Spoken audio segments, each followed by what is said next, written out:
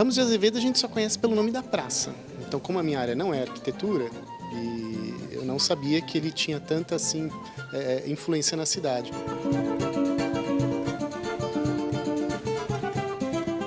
Normalmente, quem mora em São Paulo acaba não dando valor para o que tem em São Paulo.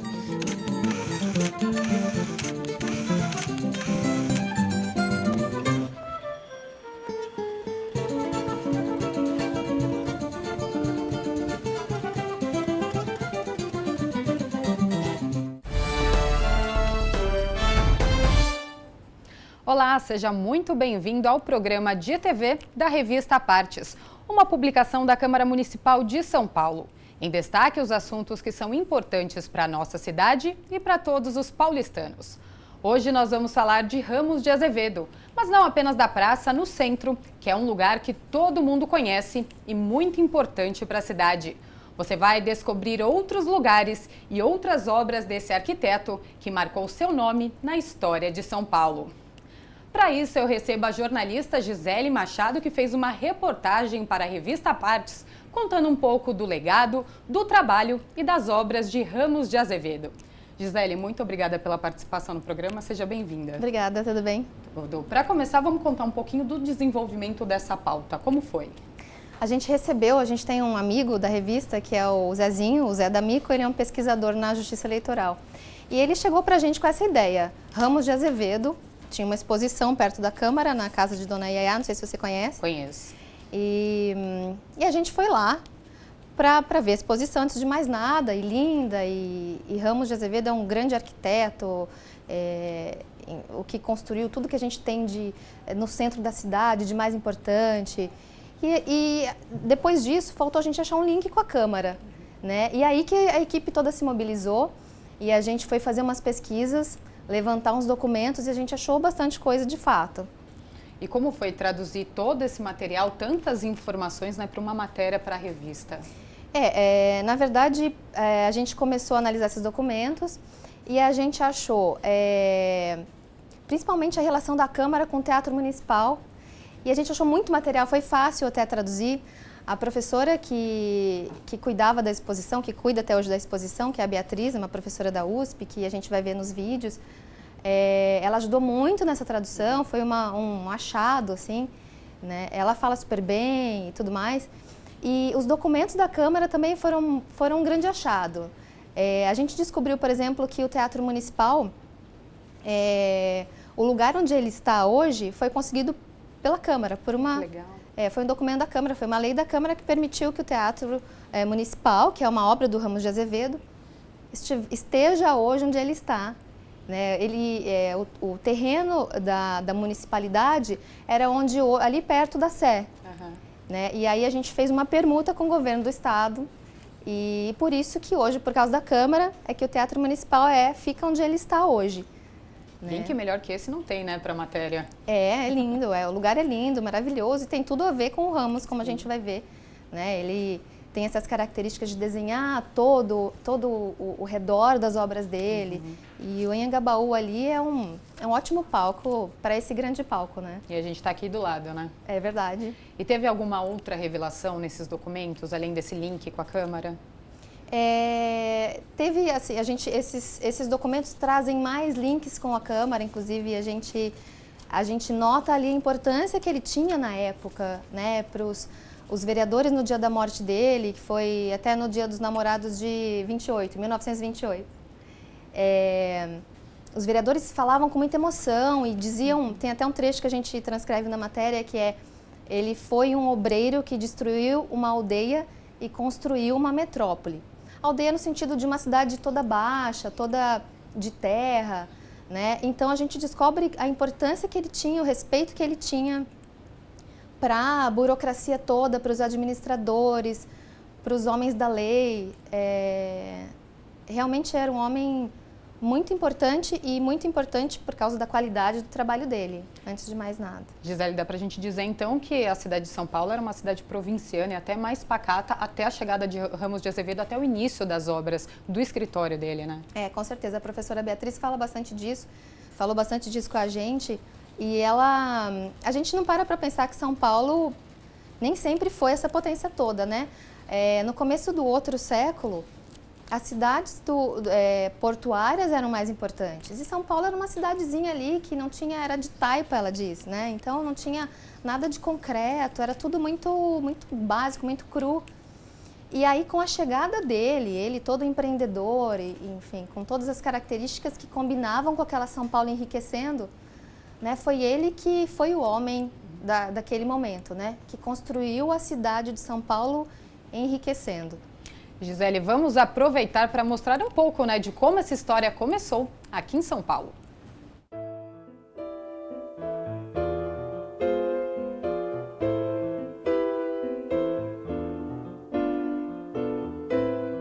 Era uma cidade caipira, provinciana, e de repente essa cidade enriquece e vai assumindo um novo papel na província e no mundo, né, como exportadora de café. E precisa se requalificar. Então o escritório, de uma certa forma, vai estar vinculado a esse processo de modernização da cidade e vai assinar as primeiras obras institucionais para o governo. Como ele chega da Bélgica, recém-formado em arquitetura e engenharia, nos moldes do que estava em voga na Europa daquele momento, ele introduz uma nova linguagem estética, que é o ecletismo, que envolve não só uma nova estética, mas novos materiais, novos sistemas construtivos, então a introdução de uma arquitetura de tijolos, né, absolutamente moderno para um cenário que era um cenário baixo, pesado de uma arquitetura colonial. É o início do ecletismo em São Paulo, que depois vai ser a arquitetura, a marca registrada do que a gente chama do governo da Primeira República, que é de 1889 a 1930, quando São Paulo de fato já está uma cidade importante do ponto de vista econômico. Toda São Paulo, a área central, vai ser remodelada segundo essa nova estética. Esse é o primeiro edifício institucional nessa nova estética.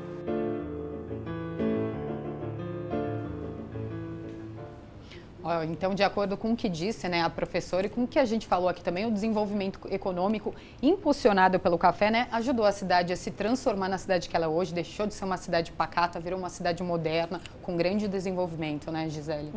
Até nesse passeio que a gente fez com a professora, a gente começa ali visitando o pátio do colégio, que são obras lindas, como todas as dele, mas são mais básicas, mais simplesinhas.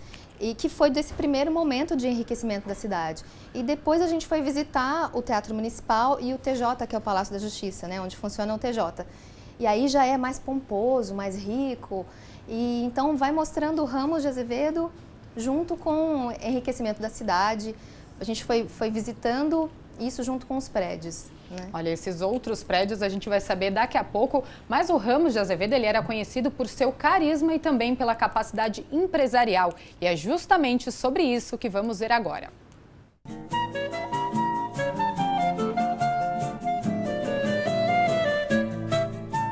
E a gente sabe que nos primeiros 4 anos, quando ele está assinando esses projetos, o escritório dele já conta com 500 pessoas, 500 operários. É um escritório que desde o começo, por alguma razão, começou grande. Então não é o Ramos propriamente, né? É o Ramos e uma equipe que vai se constituindo. Nessa altura inicial, ele tem como parceiro o Max Hell, que é um arquiteto alemão. Então a gente não sabe até que ponto é a mão do Ramos. É a mão de um escritório que vai se constituindo desde muito cedo como uma equipe e vai congregando os melhores. Ele era um grande empresário, ele era um grande líder, ele foi um grande gestor, então ele soube de fato compor uma equipe de primeira sempre. Ele manteve essa qualidade ao longo da existência dele, mas depois os seus sucessores também souberam manter essa qualidade. Isso fez com que o escritório Ramos de Azevedo Severo se tornasse uma marca, né?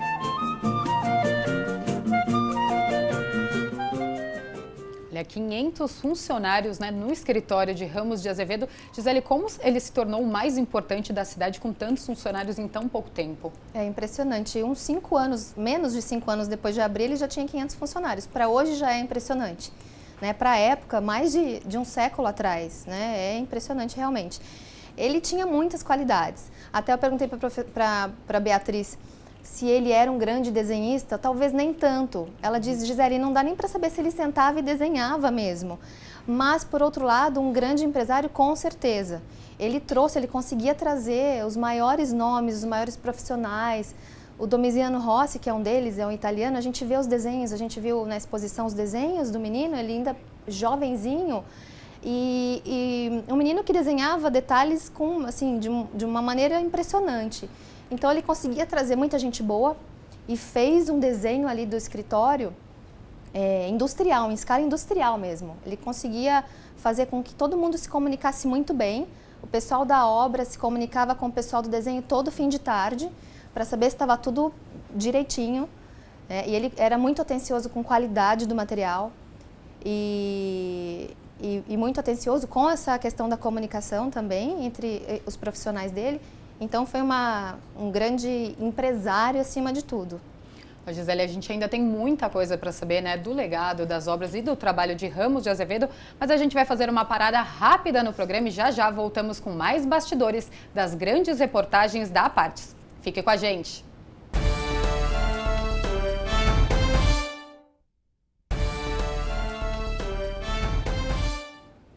Olá, estamos de volta com a Apartes Grandes Reportagens. Hoje recebendo a jornalista Gisele Machado, que nos conta um pouco do legado, do trabalho e das obras de Ramos de Azevedo.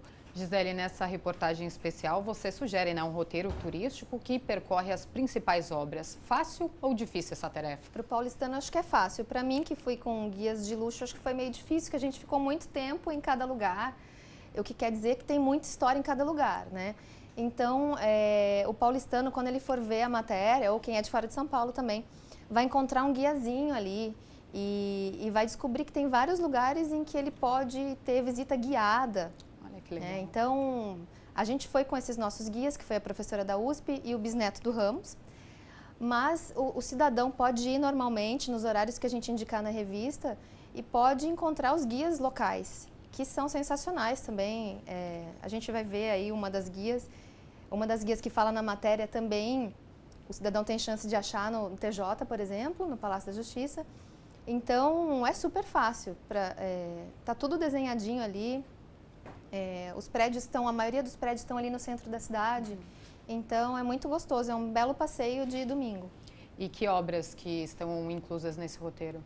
A gente, como tem muitas obras do Ramos na cidade, a gente fez um recorte que são as obras do Ramos, as públicas, né, ou institucionais, como queira chamar, e a gente fez esse recorte das obras públicas do Ramos no centro da cidade, né, feitas principalmente até a morte dele, que foi em 1928. Depois disso, o escritório continuou fazendo no estilo dele, né, no estilo de produção dele, mas a gente fez esse recorte, então a gente fez essa sugestão de roteiro das obras feitas até 1928, públicas e no centro ali da cidade, bem no centro mesmo. São quantas obras? A gente coloca umas 10 obras no roteiro e dá para a pessoa fazer numa caminhadinha a pé, é bem gostoso. E nesse percurso, qual foi a obra que chamou mais a sua atenção e que você mais curtiu?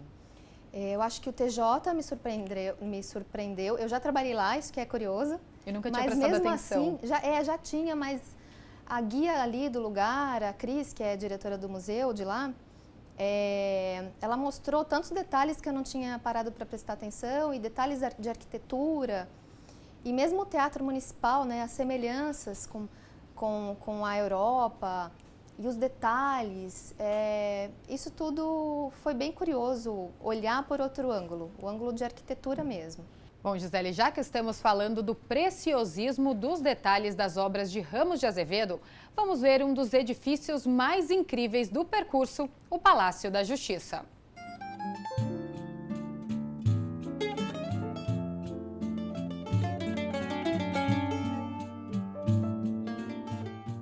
Todos os adereços, todos os adornos do prédio nos falam da filosofia do direito. Então nós temos vitrais, tanto com tochas que mostram a imortalidade da justiça, a necessidade de jamais se apagar esse fogo, assim como acontece com as tochas olímpicas.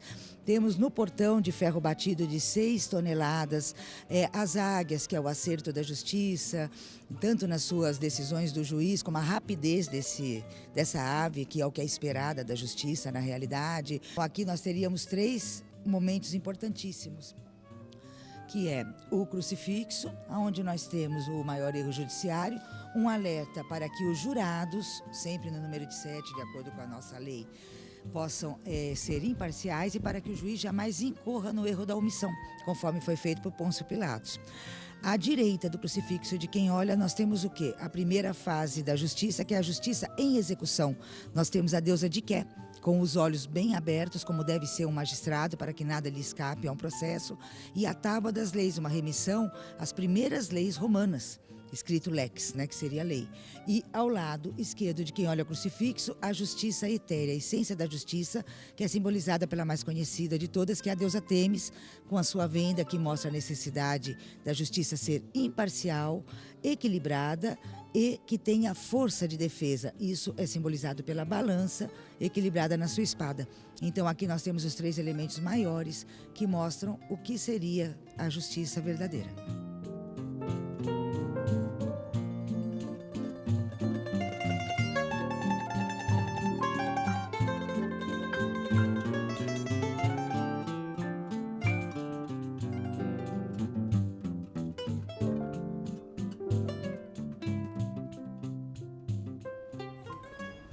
Como pudemos ver, o prédio do Tribunal de Justiça é realmente uma obra incrível. A Gisele já trabalhou no prédio, agora ela vê com outros olhos, né? E é verdade que precisou da importação de muitos materiais durante a construção?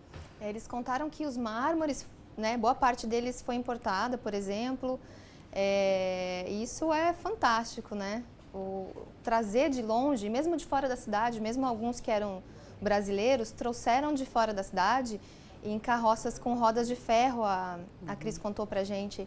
Então é uma história muito rica, né, de como é que chegou esse material todo e mostra muito como o Ramos de Azevedo cuidava dos detalhes, ele queria o melhor, né. Gisele, outra coisa é a parceria, né, que Ramos de Azevedo mantinha com o Liceu e também com a Casa Conrado para os vitrais. Conta um pouquinho pra gente. Ele tinha essas parcerias de mais fixas, para ter a marca dele mesmo, né? No caso do Liceu de Artes e Ofícios, ele foi diretor lá na época, ele era um homem que tinha múltiplos trabalhos, ele foi professor da USP também, da Politécnica, tudo ao mesmo tempo ali. E era diretor do Liceu de Artes e Ofícios, então ele trazia muito material de lá, né? Os bancos, os móveis ali, que ainda estão no TJ, no Palácio da Justiça, e as ferragens, muitas coisas que você não acha em outros lugares, né? Alguns engenheiros olhando e contando e dizendo o que eles pensam daquilo,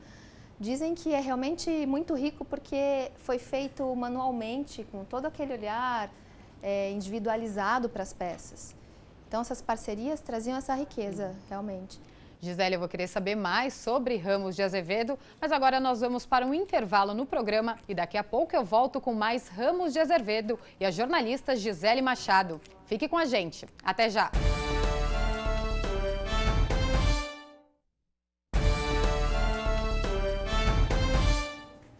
Olá, estamos de volta com o programa A Partes Grandes Reportagens. Hoje eu recebo a jornalista Gisele Machado, que fez uma matéria sobre a obra e a vida do arquiteto Ramos de Azevedo. Gisele, vamos falar um pouquinho agora do Teatro Municipal, né? O Teatro Municipal, ele tem uma grande ligação com a Câmara, como a gente já falou, e foi uma obra que demorou 8 anos para ser finalizada.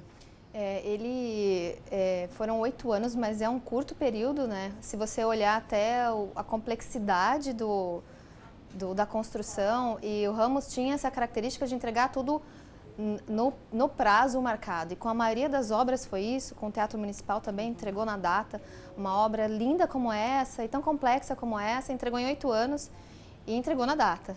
Cheia de detalhes, né? Rica em detalhes, dá para dizer que é uma das obras mais complexas dele?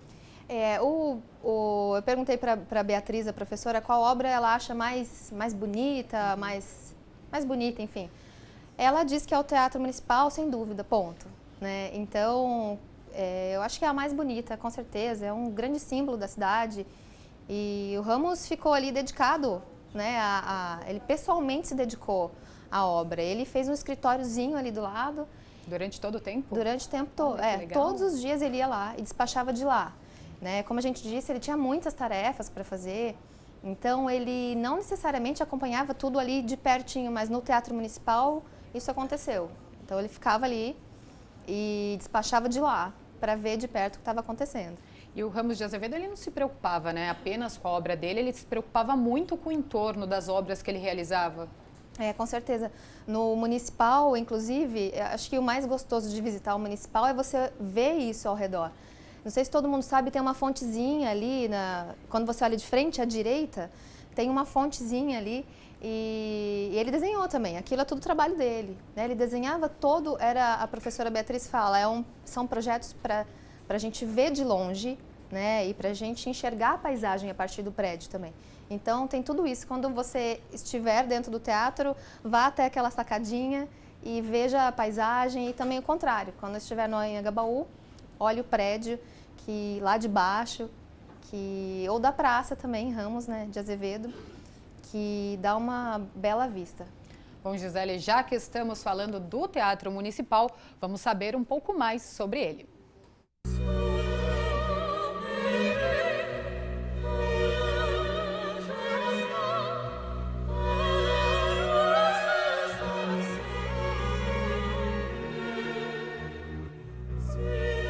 O teatro, ele é de 1903 a 11, ele não é de concreto armado, como a gente vai ver os edifícios dos anos 20 são. O mercado é concreto armado e a alvenaria de tijolos.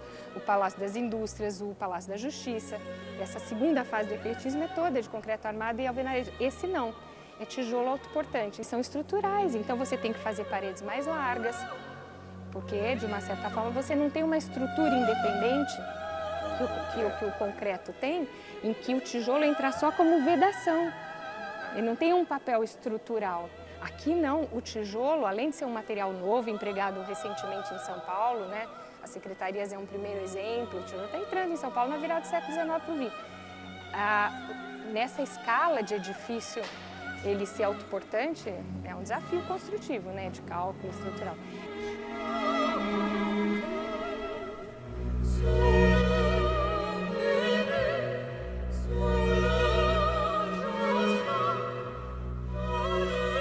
Esse espaço é um dos mais bonitos, né, pela delicadeza da composição, né, desses vitrais, com esses espelhos, né, acho que reproduz uma ideia da Sala dos Espelhos de Versalhes, né, e é de uma elegância, né, olha o requinte dos mármores, né, com seus veios, né, esses mármores importados, mas também a elegância desses vitrais produzidos pela Casa Conrado com esses ramos, né, delicados de flor, mistura a estética do rococó com o Art Nouveau, quer dizer, no fundo é uma síntese do ecletismo, né, num mesmo edifício. Tem elementos classicizantes, elementos barrocos, elementos...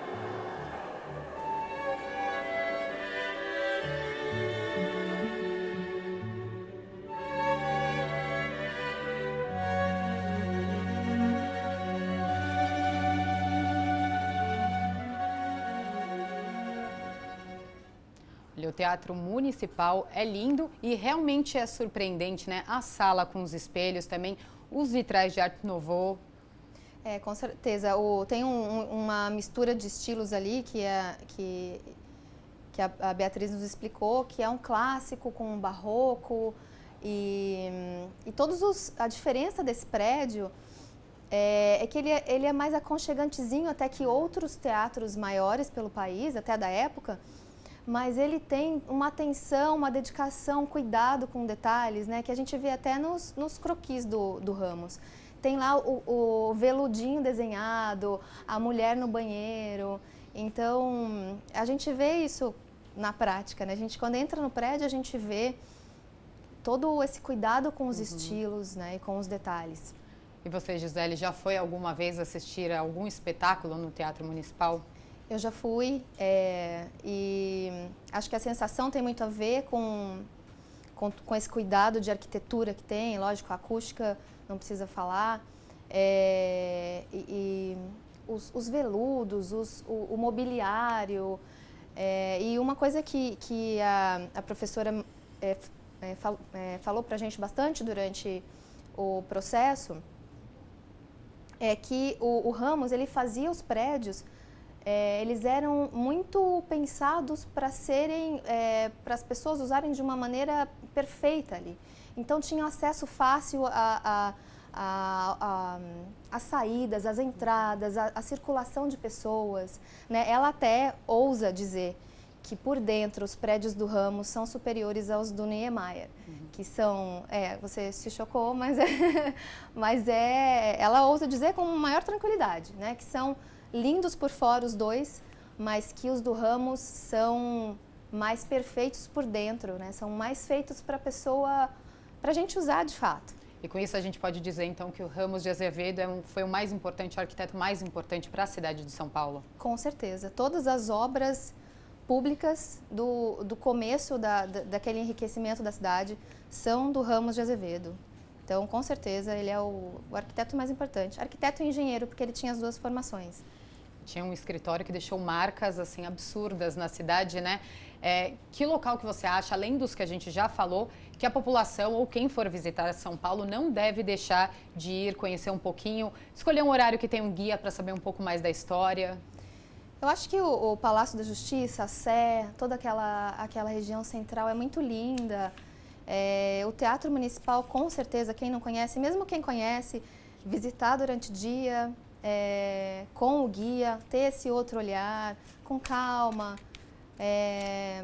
fazer um roteirinho ali, parar para tomar um café e visitar essas obras, enfim, eu acho que tem que fazer de um jeito que sinta prazer visitando, escolher as obras que a gente sugeriu, ou escolher outras obras. Por exemplo, cemitério, ninguém pode ter medo, né? Obra de Ramos de Azevedo, tem que ir lá conferir. Verdade. Sabia? O portal é dele e ele está enterrado lá, ele foi enterrado lá. Olha aí, você sabia. Quem não tem medo de cemitério, ou quem tiver medo, tem que perder o medo, né? Você vai visitar o túmulo de Ramos de Azevedo, isso é muito normal lá fora, as pessoas visitam o túmulo de pessoas famosas e ainda confere o portal de Ramos de Azevedo, vale a pena a visita. Com certeza, tem guia lá também.